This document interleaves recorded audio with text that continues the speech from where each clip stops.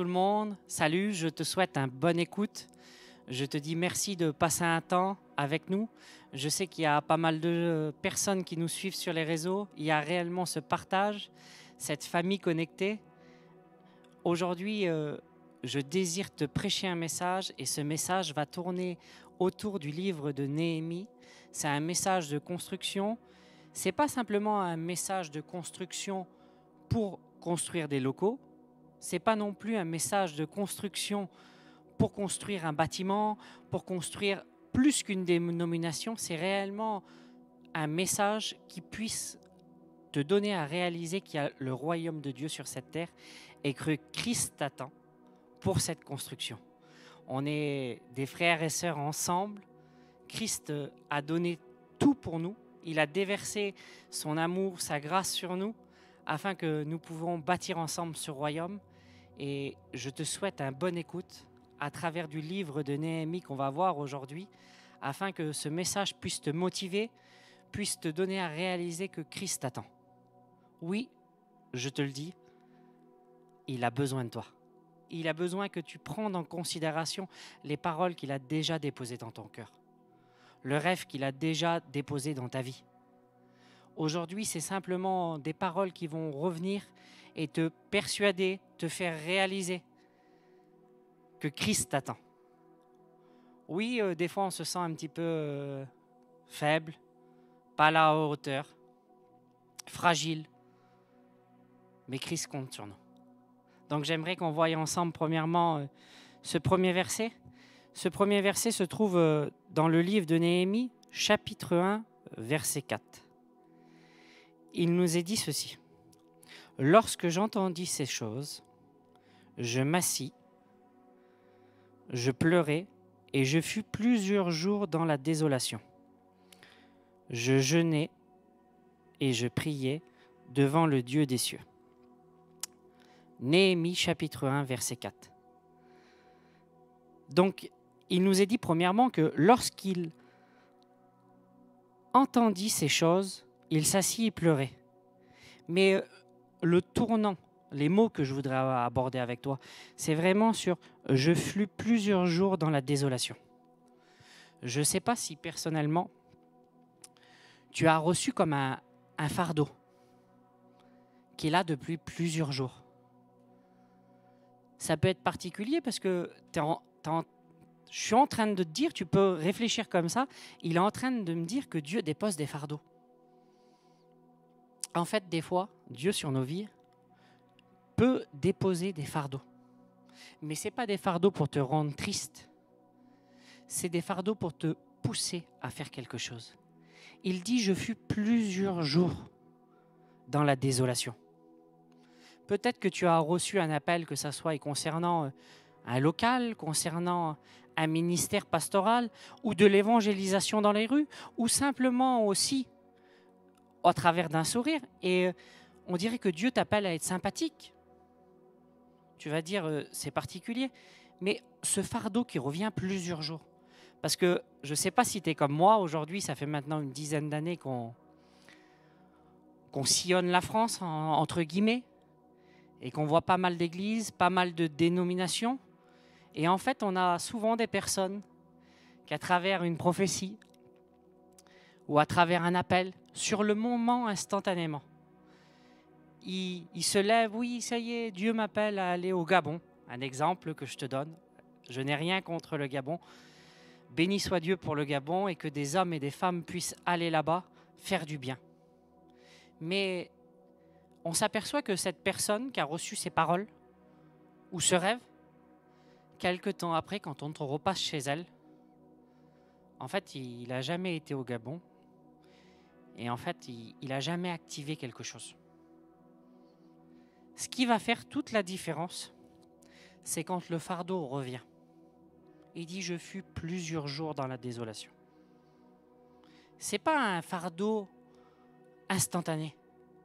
Ce n'est pas un appel instantané que Dieu te suscite pour l'instantané. Je sais que Dieu se sert des personnes aussi pour tout de suite. Il n'y a pas de problème là-dedans. On a écouté de nombreuses fois, par exemple, quelqu'un conduire et puis le Saint-Esprit lui parler et dire, il faut que je m'arrête ici Et quand il s'arrête ici, il y avait une personne qui était en train de sauter la vie. Donc Dieu peut interpeller les gens pour l'instantané. Il faut être aussi équilibré. Mais aujourd'hui, je veux te dire que le message que je viens t'apporter, c'est un message de construction pour le royaume de Dieu. Donc je vais être équilibré, mais moi je veux te parler de ce fardeau que tu as depuis des années, ou des mois, ou des jours. Ce fardeau qui revient sans cesse, et qui revient. Il dit, je fus plusieurs jours dans la désolation. Moi, pour ma part, il y a pas mal de fardeaux que Dieu m'appelle et me rappelle parce que des fois, je ne suis pas à la hauteur et je ne m'implique pas assez. Donc, quand on est plusieurs jours dans la désolation, c'est un fardeau, premièrement, qui dure. Deuxièmement, c'est un fardeau qui revient. Alors, c'est bien de comprendre, mais la solution, c'est quoi? Le conseil aujourd'hui à appliquer, c'est quoi? Quand ce fardeau dure, quand ce fardeau revient, que Dieu suscite sur ton cœur quelque chose, mais que tu n'arrives pas à rentrer dedans. Ben en fait, l'application du conseil, des fois, il ne se trouve pas loin. Il peut se trouver à travers ce message pour ta vie aujourd'hui. Il peut se trouver aussi à travers des personnes qui t'entourent, ton pasteur, ton mari, ta femme, tes enfants. Bien souvent, moi, Christ m'a parlé au travers de mes enfants. Quand j'étais découragé, j'écoutais mon fils qui me donnait des paroles d'encouragement. Donc, saisis vraiment ce qui est à côté de toi. Et aujourd'hui, ce qui est à côté de nous, c'est la suite du verset. Je vous l'ai dit tout à l'heure. C'est Néhémie, chapitre 1, verset 4. Il dit « Lorsque j'entendis ces choses, je m'assis, je pleurais. » Donc un fardeau que Dieu te communique. Des fois, tu pleures pour des âmes. Des fois, tu pleures pour une œuvre. Des fois, tu pleures pour des personnes. Et il dit « Je jeûnais et je priais devant le Dieu des cieux. » Laisse-moi te dire que quand ce fardeau vient et revient et dure, la première solution à faire, c'est ce qu'il est écrit. Et il est écrit « Je jeûnais et je priais ». Si Dieu te communique depuis un moment une vision, un travail, ou communiquer de l'amour pour des personnes, la première chose à faire avant d'entreprendre quelque chose, et on ne veut pas non plus passer que notre temps à jeûner et à prier, on le sait qu'il faut s'activer pour le royaume et on le sait qu'il faut travailler. On n'a pas besoin non plus, c'est ce que je vous disais tout à l'heure, il faut être équilibré, d'attendre un ange du ciel qui descend. Quand on a réalisé que Christ est notre vie, qu'il est notre bonheur, notre quotidien, on n'a pas besoin de super révélations pour communiquer Christ aux personnes qui nous entourent. Mais laisse-moi te dire avant de commencer quelque chose en Dieu, que ça soit à travers d'un ministère, mais que ça soit même dans le social, afin de distribuer la nourriture aux pauvres, que Dieu te met ça sur ton cœur depuis un moment et ce fardeau dure et redure et redure. La première chose à faire, c'est à jeûner et à prier, afin que Dieu te donne lui-même le plan pour accomplir ce qu'il a prévu. Il faut faire en fait tout simple. Ça fait un peu comme ces caméras aujourd'hui. Il y a plusieurs caméras comme un fondu. Et dans ta vie, quand tu reçois ces paroles, ce rêve, ce fardeau te communique, le but, c'est de faire un fondu. C'est pas de commencer quelque chose tout de suite sans jeûner, sans prier. En fait, on le sait qu'on rentre dans un combat qui va durer longtemps. Donc Néhémie, il est là, il est assis, il pleure et il demande à Dieu, qu'est-ce qu'il va falloir que je fasse? Je ne sais pas dans le secteur d'activité que Dieu t'appelle aujourd'hui. Et je ne voudrais pas être maladroit, mais avant de commencer quelque chose, commence à jeûner et à prier, afin que Dieu lui-même te donne le plan et que tu reçois cette direction. Parce qu'en fait, Néhémie, quand il jeûne et il prie, quand il a ce fardeau qui s'abat sur lui, il reçoit directement la direction. Et la première direction qui va, c'est vers le roi. Et quand il va vers le roi, il dit « Le roi m'a jamais vu tout triste. peut-être que les personnes vont te voir changer autour de toi. Et ils vont te dire qu'est-ce qui se passe. Des personnes de bonne intention pour toi. Il ne nous est pas précisé que ce roi était toujours à la faveur de Néhémie. Mais par contre, ce jour-là, la faveur que Néhémie avait sur sa vie, ce fardeau, ce travail que Dieu l'appelait, même des personnes autour de toi qui n'appartiennent pas à Christ, qui ne sont pas de son royaume, ils vont commencer à s'intéresser à ce que Dieu a déposé en toi. Et tu vas te retrouver avec des gens qu'on ne croirait pas que c'est des chrétiens, mais qui sont pleins de bonne intention pour toi et ils vont te donner les clés et les moyens de réussir ce que tu vas entreprendre. C'est particulier quand même, mais moi, ça m'a déjà arrivé. Ça m'est déjà arrivé d'avoir un fardeau pour implanter des réunions quelque part. Et ce fardeau revenait. Et quand ce fardeau revenait, je pleurais. Une tristesse selon Dieu, afin de me motiver, de me challenger, de me donner aussi le moyen de réaliser que devant ces situations, des fois on est bien petit, incapable, mais que Christ est avec nous.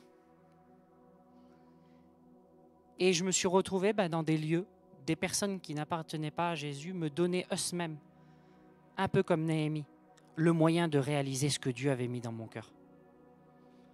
Donc la première chose quand ce fardeau dure depuis un moment, jeûne et prie. Et Dieu te donnera la bonne direction, afin que tu réalises vraiment ce dont toi il t'appelle. Ce verset, c'est pas non plus... on dirait que ça peut paraître logique, mais bien souvent on va chercher aussi aux personnes qui nous entourent, qui sont chrétiens, la solution, mais des fois Dieu nous appelle à travailler avec tous. Et ils pourront te mettre à disposition ce qui est nécessaire pour ton travail. Le verset suivant, c'est le verset de Néhémie, chapitre 2, 18. Et il dit, je leur racontais comment la bonne main de mon Dieu était avec moi.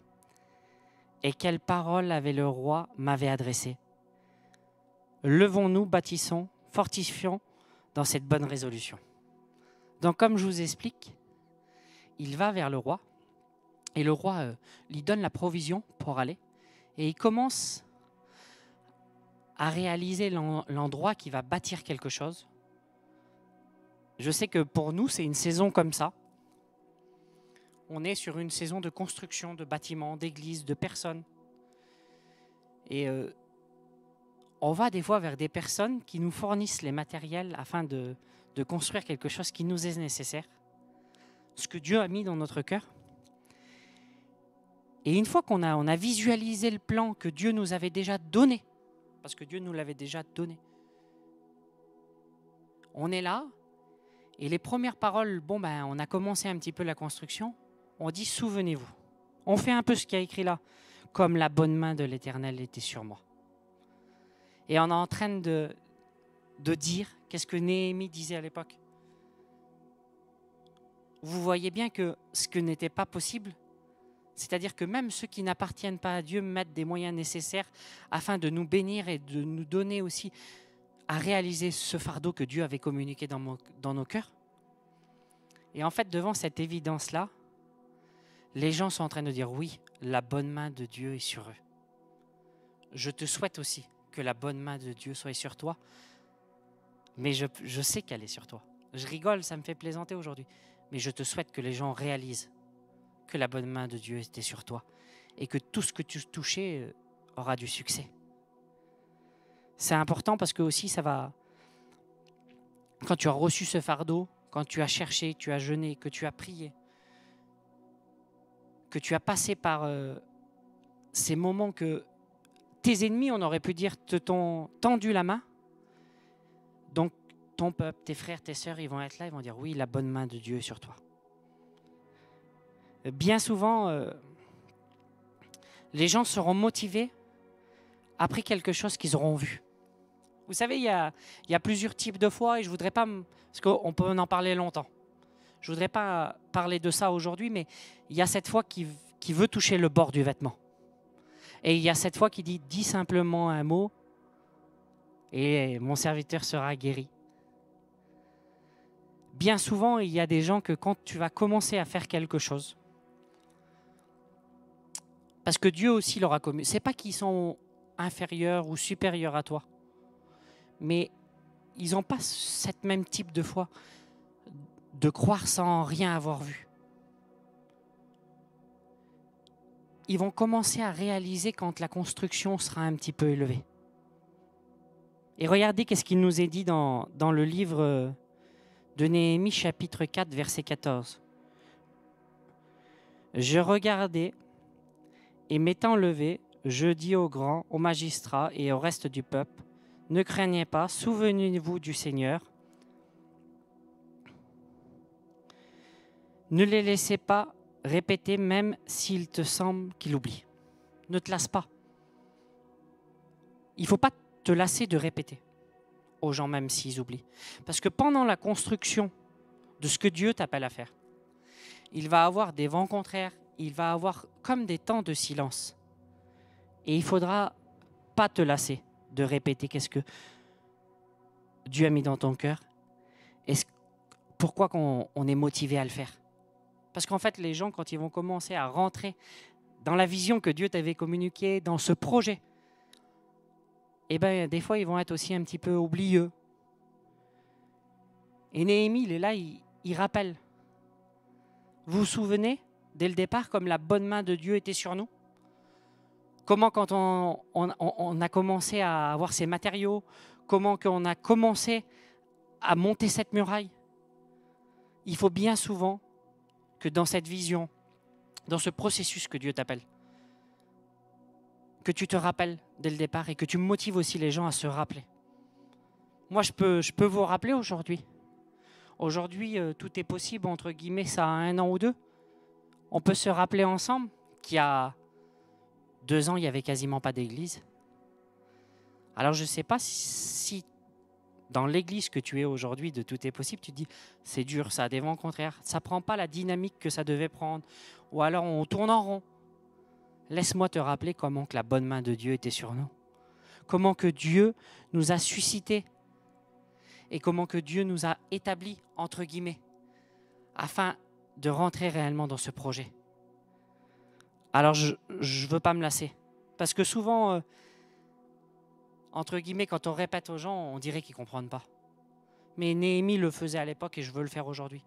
Souviens-toi de quand on a commencé. Il n'y avait rien. Alors, laisse-moi te dire qu'aujourd'hui, moi, je fais partie de cette dénomination Tout est possible. Mais Dieu nous appelle bien plus que tout est possible. Dieu nous appelle à bâtir son royaume. Et son royaume sur cette terre, c'est moi et toi. Il dit, grand et redoutable, combattez pour vos frères, pour vos fils, pour vos filles, pour vos femmes et pour vos maisons. En fait, tout le combat qu'on est en train de mener aujourd'hui, il te semblerait des fois simplement pour une dénomination ou pour un titre. Mais en fait, le bénéficiaire de ce combat, indirectement, regardez qu'est-ce que ce verset dit. Néhémie, il a reçu ce fardeau, il a reçu cet appel à construire une muraille. Il n'était même pas dans le même peuple à cette époque. Et comme je vous ai dit, il va s'incliner devant le roi, il va motiver les gens, il va commencer la construction, il va rappeler aux gens la construction. Mais en fait, le combat, sans le savoir au départ, il sera pour tes frères et tes sœurs qui sont autour de toi. Pour tes fils. Ah oui, ta famille va en bénéficier, tes filles et ta femme.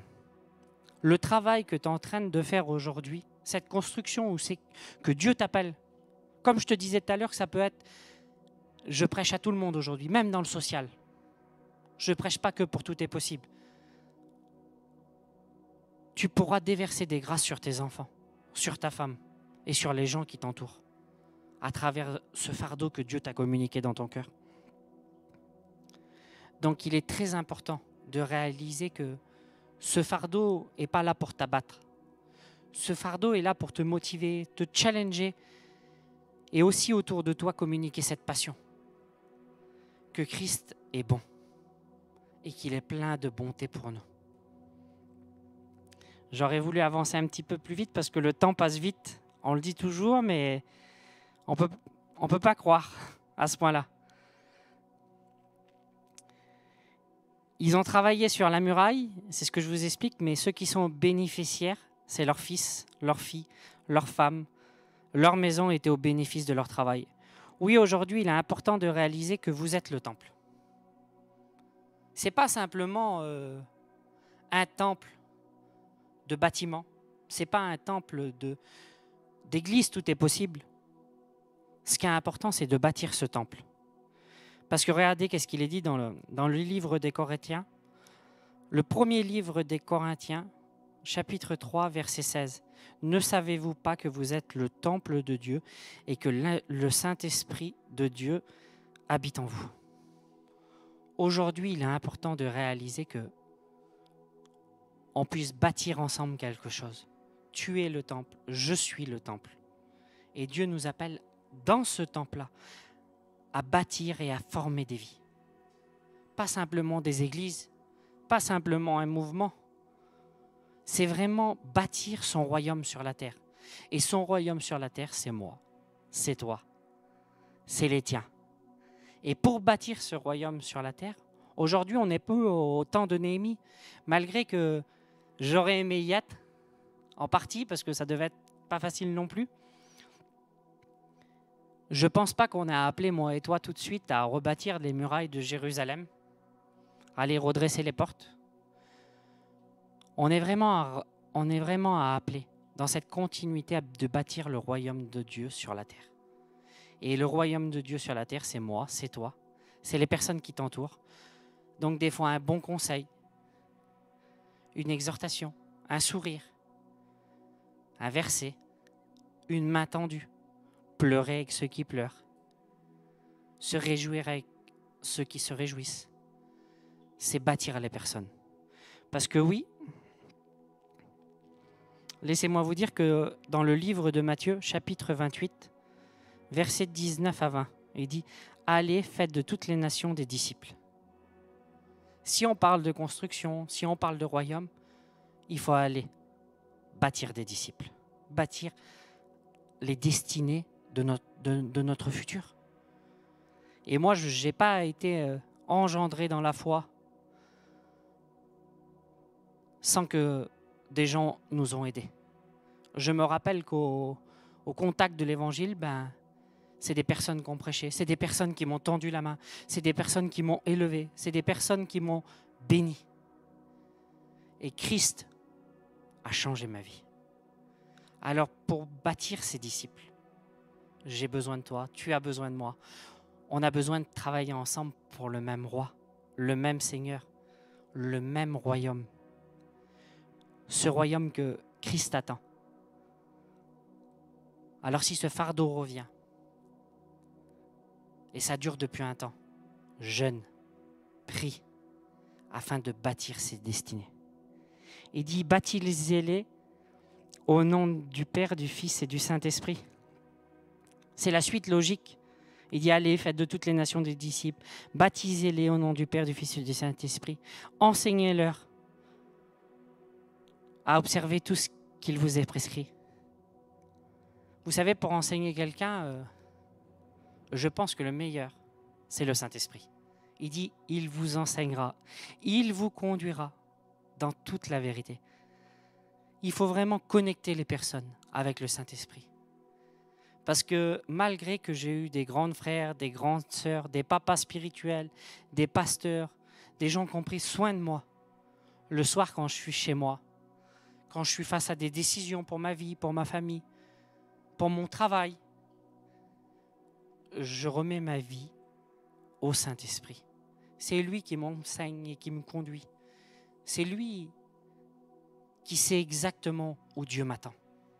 Et moi, souvent, ma prière, on écoute ça par là. Moi, pour la première fois que j'ai écouté ça de ma vie, C'était le frère Chris, il avait dit ça, il dit « Seigneur, que rien ne l'empêche de vivre la vie que Christ a prévue pour lui ou pour elle. Aujourd'hui, je veux être enseigné, guidé, télécharger le plan que le Saint-Esprit a pour ma vie, pour ta vie. » Il dit « Enseignez-leur à observer tout ce qu'il a prescrit. Et voici, je suis avec vous tous les jours jusqu'à la fin du monde. » Quand on a réalisé, ça va être vraiment ça le tournant, quand on a réalisé qu'il est tous les jours avec nous. Et bien, quand je repasse dans mon cœur les projets, les fardeaux, les rêves que Dieu m'a communiqués, malgré que des fois c'est pas facile, quand je réalise qu'il est là avec moi, qui tient ma main, qui me guide, c'est bien plus qu'une famille. J'adore ma famille, j'adore mon église, j'adore même des personnes qui n'appartiennent pas à Christ, qui ont toujours été là pour moi. Mais celui qui est là tous les jours de ma vie avec moi, c'est Jésus. C'est Jésus qui connaît où c'est que je dois aller. Et laisse-moi te dire que dans cette journée, c'est Jésus qui connaît où c'est que tu dois aller. Vraiment, je te conseille, une fois que tu as téléchargé ce programme, ce fardeau que Dieu a mis sur ton cœur, que tu as commencé à jeûner et à prier, à recevoir cette direction et ce plan, à réaliser que Jésus est là tous les jours avec toi jusqu'à la fin du monde.